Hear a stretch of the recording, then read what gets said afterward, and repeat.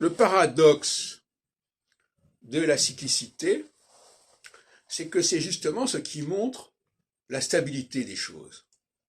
Puisqu'il y a un retour constant aux mêmes choses. Par exemple, le cycle des saisons, c'est un cycle, mais c'est aussi un processus de stabilité et de stabilisation.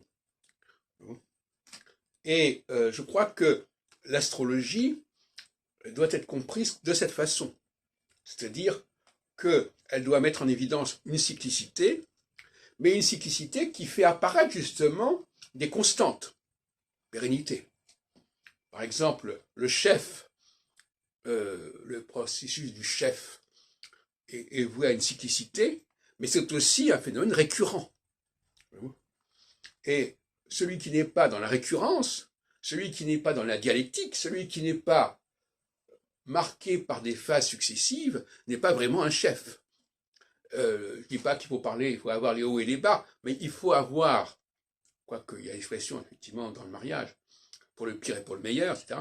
Mais en tout état de cause, il faut qu'il y ait deux facettes. Une facette qui va dans un sens, une facette qui va dans un sens, successivement et alternativement. Autrement, on ne peut pas dire que c'est quelqu'un qui a une dimension de chef.